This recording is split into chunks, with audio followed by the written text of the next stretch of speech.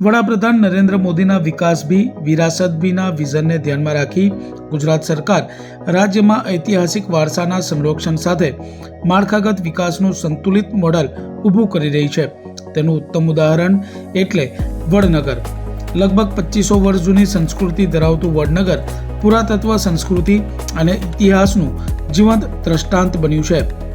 પુરાતત્વ અનુભવાત્મક સંગ્રહાલય નિર્માણ હોય કે નિર્માણાધીન દેશની પ્રથમ ભવ્ય વૃંદાવન ગૌશાળા કે પછી ઐતિહાસિક સ્થળોનું પુનઃસ્થાપન કાર્ય, ગુજરાત સરકારના સતત પ્રયાસોના કારણે વડનગર આજે એક ટકાઉ શહેર મોડલ તરીકે વિકસી રહ્યું છે. વડનગરના 2500 વર્ષ જૂના ગૌરવશાળી ઇતિહાસને સંરક્ષિત કરવા માટે આર્કિયોલોજિક એક્સપિરિયન્સ મ્યુઝિયમનું ગત વર્ષે ઉદ્ઘાટન કરવામાં આવ્યું હતું. રૂપિયા 300 કરોડના ખર્ચે બનેલા આ સંગ્રહાલય ભારતનું એકમાત્ર સંગ્રહાલય છે જે નવા ખોદકામમાંથી મળેલી વસ્તુઓ પ્રદર્શિત કરવામાં આવી છે. મ્યુઝિયમમાં 5000થી વધુ કલાકૃતિઓ પ્રદર્શિત કરવામાં આવી હતી અને વિવિધ સમયગાળાની કલાઓ, શિલ્પો અને વિવિધ ભાષાને પ્રદર્શિત કરતી 9 થીમેટિક ગેલેરી પણ બનાવવામાં આવી છે.